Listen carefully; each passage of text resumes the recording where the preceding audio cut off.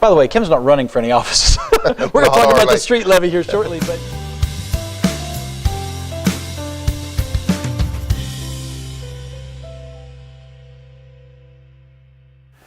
Hello again, Taylor County. I'm Alex Renman with Unleashed Tiger, and I'm here with Kevin Stead, City Manager of Grafton. Kevin, thanks for coming on. I appreciate it. Hey, great. We haven't had you on yet. I mean, you ought to know. Kevin has helped us for years by making sure our videos wind up on the closed circuit or Channel 15 government access channel in the city of Grafton, so you can see our videos on there. Huge thanks. I really appreciate what you guys do there and helping us get out there. Well, we appreciate what you're offering to the community. So transparency is great. So absolutely. Hey, so let's just talk a little bit. I mean, I think I don't think everyone understands how our city government works. And I don't mean to be constant. I just mean there's different types of governments in the city, in the state of West Virginia. And some are the mayor's or the city manager doesn't really have a role or what. Explain a little about our strong city manager role in how our government works in Grafton. Well, in Grafton, we're a city manager form of government, and actually Grafton is one of the oldest city manager form of governments in the state of West Virginia. It's been in existence for many, many decades. And some cities, you see a strong mayor or a mayor form of government. Those are typically your smaller cities of 2,000 population or less, where you get in larger cities, you have that city manager form of government. So. Yeah, great. So when we elect our city council members, then the city council members elect the mayor, right? Exactly. Yeah, and then but you are the city manager. You're there, employed by the city council, if you will. Exactly. Yeah, the city council employs myself, the city manager, the city clerk, the city judge, and the city attorney. So great. And what is your, I'm sure you're obviously. Thanks for all you do. I mean, you're so visible in so many activities around the city and have been for such a long time, and there's a lot of good things happening. But explain, I mean, people see you running here and running there and doing things. What's the role of the city manager in Grafton? Well, primarily the role of the city manager in municipal government is to oversee the day-to-day operations of the city through the channel of their department heads, the police chief, the fire chief, public works director, and so on. Of course, I've always been a hands-on type individual. I don't believe in micromanaging, but I want my hands on a lot of different things to try to better understand the community and the trends that take place in the community, which I've seen many trends over the last 20 years, and to try to keep a track on that trending makes it more successful in your management duties. What are some of the trends you're seeing now? Well, 20 years ago, or not quite 20 years ago, it was very difficult to get the community involved.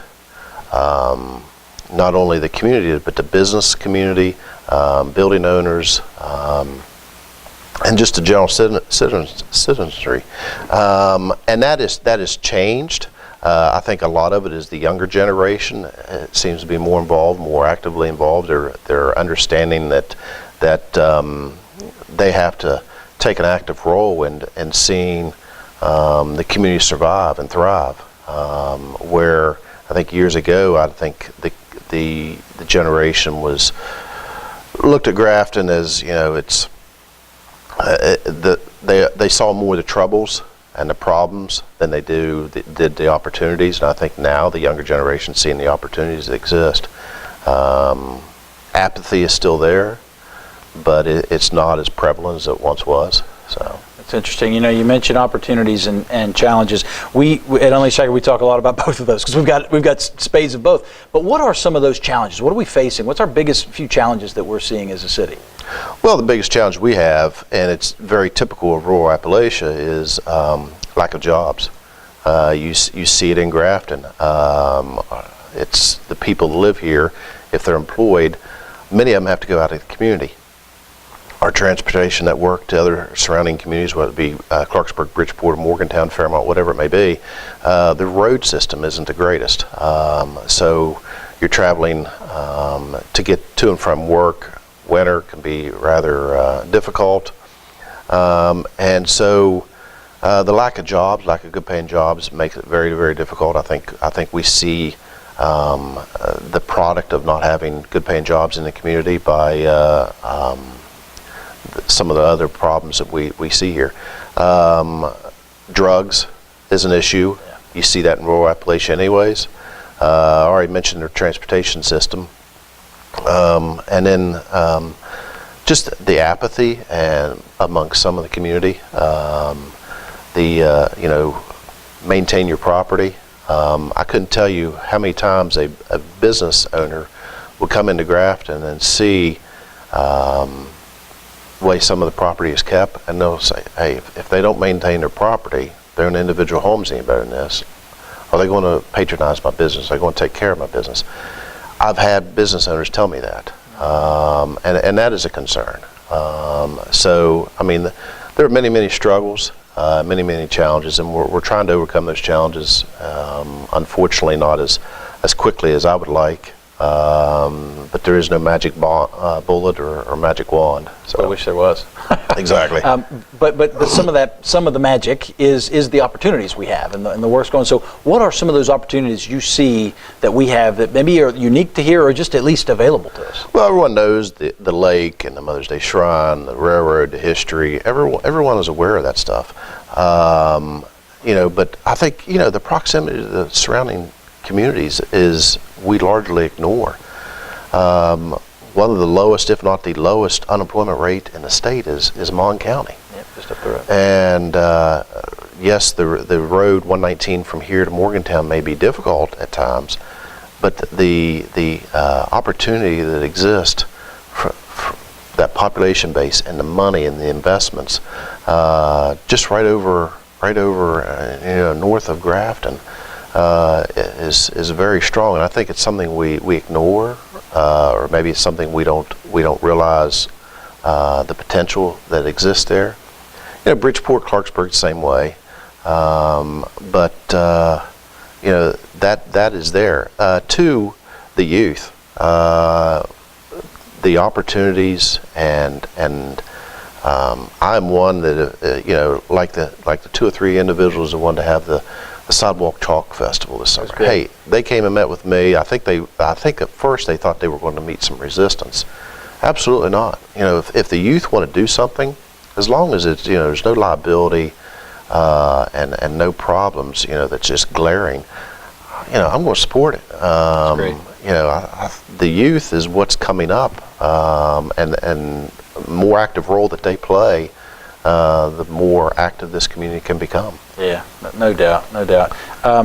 So kind of going into some of the things that the city is doing and being open to those kind of events where folks are coming to you with ideas. But from a point of leadership, I saw where the city, and I was initially involved in some of those early conversations, where the city reached out and purchased the Manos, the Old Manos Theater, from the Mother's Day Shrine board, and have really have a steering committee driving to restore the Manos. Tell us a little bit about what was going through your mind, the mind of the council, and I know you can't speak for all of them, obviously, but from my perspective, and we talk a lot about this program because people reach out. By the way, Kim's not running for any offices. We're going to talk about the street levy here shortly, but we poll people all the time, and a lot of what we hear is lack of leadership. Well, and some of that's apathetic, but some of it is real.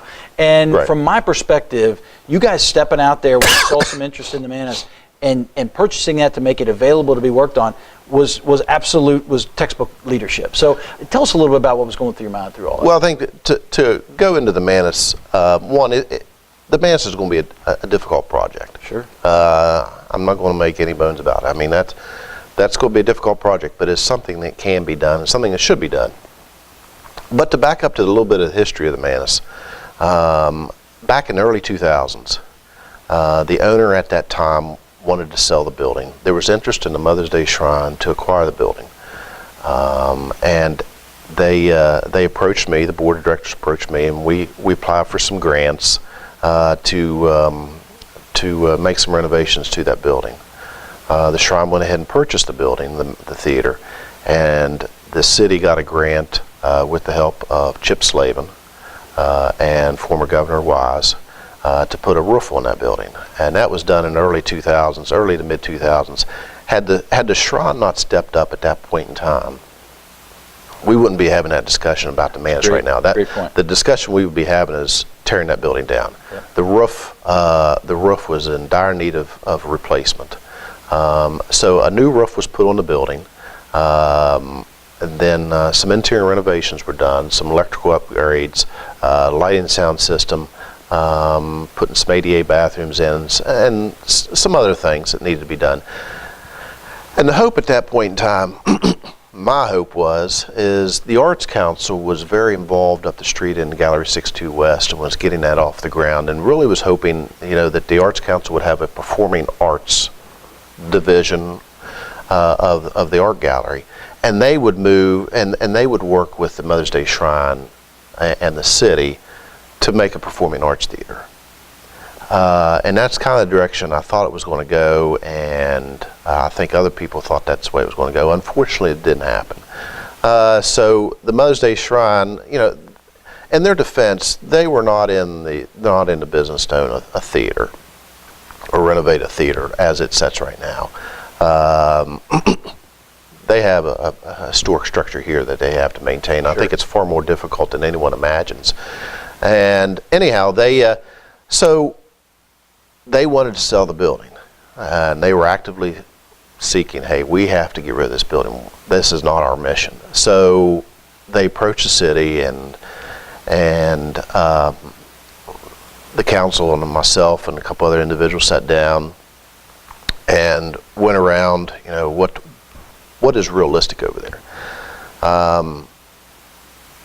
The one thing that I think needs to be said is yes, I hope we can show movies in there again one day, but it is not realistic, in my opinion, that a new release movie will be shown in that theater. A movie that's been out for a few weeks or months before it makes it to the DVD version or Netflix version, I think is realistic. I don't know that you're going to be able to show a brand new release in there. But I think the day will come where you can show movies in there. And, a performing arts theater and things like that, I think is very, very, very realistic.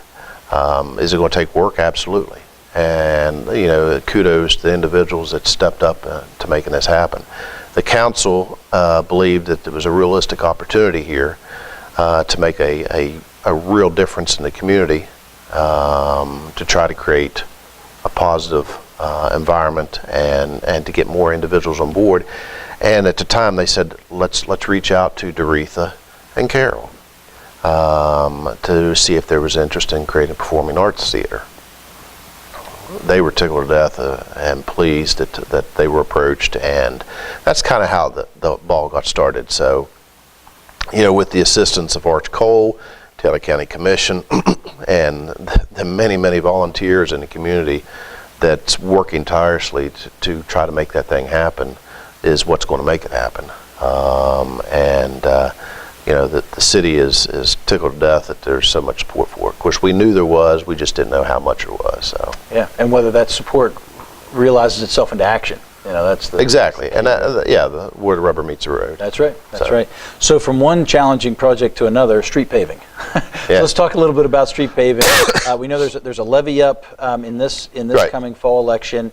Tell us a little bit about the process of paving. I mean, everybody wants their street paved every year. I'm right. sure you get those calls. How do you go through the selection? Well, what's that look like? And then talk a little bit about the levy, if you would. Okay. Yeah. The city council reaches out, or they seek recommendations from the community. Somebody may call and say, my part on Francis Street needs paved. So the council member will write that down, and at a council meeting they'll relay it to me, and then that's how the list is created. And then we also take the feedback from the Public Works Director, Mr. Weber, and then I will go out and measure the streets, come up with an estimated cost to repave that street. And then the council takes that list and they bid it out. To go into that a little deeper, we started street paving levy in the fall of 2000. It was a $60,000 request on the levy, and the city council would match it for $60,000. So it's $120,000 in paving. At that point in time, it cost about $37 to $38 a ton of blacktop to pave a street. That price has gone up to anywhere between $70 and at one time it was almost $105 a ton. Wow. Wow. That's a heck of an increase. Yeah, and a lot of that is it's reflective of the price of oil. Sure. The petroleum products. Of course, we're not asking, and nor will we ask for an increase in the levy. It remains at $60,000 with $60,000 match, $120,000 project. We're going to pay what we can with $120,000. So that was the problem we've seen over the last 15 years. The problem we're witnessing now is trying to find bidders, trying to find contractors willing to bid on the project. Years ago, you had J.F. Allen and what was at one time Harmon's Construction, now West Virginia Paving. They're so big, they're not interested in paving small town streets. Yeah. And with all the work going on around the state, I'm sure. And that's the other problem we're seeing. Everywhere is hiring right now. We're witnessing it too in our local staff, and contractors are witnessing the same thing, trying to find the employees to work. So they're cutting their bidding projects, and then you throw in all the work the state is doing. We're not witnessing so much of it here, but they are in other communities, and the contractors are saying, listen, I've got this $8 million project with the state or whatever it may be. We're not interested in a $120,000 project for the city of Grafton. So that makes it extremely difficult. And then the wet weather we've had this year. So we reached out to 6 or 7 bidding contractors this year to pave, and we opened up the bid this evening for the street paving. We got 1 bid returned. Wow. So yeah, it's extremely difficult anymore. Sounds like an opportunity for an entrepreneur. Yeah, 4 or 5 years ago it wasn't that difficult, but boy, it's getting really, really difficult to find. So we're hoping that we can award that bid this evening. If not, we may have to see what we can do. Make next year's project larger. Make a $240,000 project. They become more enticing when they're bigger like that. Sure. A contractor realizes, hey, I can come in, I can mobilize my equipment, and do this over the course of 2 weeks rather than 4 or 5 days. Yeah. So, wow, that's a big challenge. So when you look at the levy itself, we were talking earlier, it's almost disingenuous to say, well, hey, it'll only cost you a cup of coffee or something like that, because the reality is it's based on your home and the value of that stuff. So right. Can you talk a little bit about at least how somebody can find out information if they're concerned about the impact? And again, this isn't a new levy, this is just a renewal, right? Right. So, I mean, yeah. This thing's been going on for years. But talk a little bit about how they can find that information if they want to know. Yeah, any of the information is located at City Hall. The City Clerk Finance Director, Larry Richmond, has that. It's also located at the County Clerk's office. Like I said, it raises $60,000. Everyone's property evaluation is different. 2 houses in the same neighborhood could be vastly different. Yeah. So to compare, it's difficult to compare apples to apples on what it would cost an average homeowner. But the assessor's office would have it. Of what you pay every month, and I'm sure, or every year, and I'm sure if you call the assessor, Krista Kenzie, she would give you that information. We want to be 100% transparent. Find out what it costs you, and make your decision based on that. So great. I've got one more question for you. Before I ask that, again, it's silly we haven't had you on this program, and that's my fault. It's not like you said no. He's never. But would you come back more? I mean, I've got more stuff I want to talk about. Maybe over time, things that are happening. I think people at home will really enjoy, because you're right there in the cockpit, man. You're seeing a lot of what's happening in the city, and just helping, I think, to connect people to what's going on. I think would be great. So I'd love to have you back on. That's great. We'll do that. But to kind of close this out, the last question for you, and I ask everybody, I've been asking all the candidates as well, what is your West Virginia superpower? And I'll explain real quick again. What I mean is, so we're told by the world out there that we can't do it, we're not smart enough, we're not healthy enough, we're not happy enough, we're not whatever it is enough, because we're from Grafton, or we're from Taylor County, or West Virginia. So my question to you is, I do believe, well, I guess my statement is, I do believe there are many things that we have that are unique to this area, or at least are in this area, that actually are advantages for us. And so I'd ask you, what's your advantage? You grew up here. Resiliency. There you go. That's a good one. Yeah, resiliency. You need that. I think if you live in West Virginia or small town America, rural America, and you're actively involved in your community, whether it be the business community or a civic government community or whatever it may be, education community, you have to be resilient. and open for change. You know, been told no many times, you got to find a way to make it a yes. Yep. I love it. That's a good one.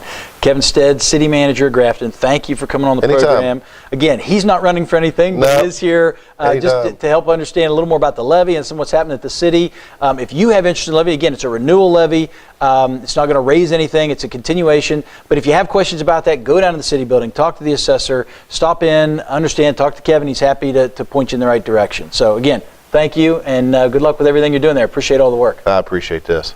Thanks.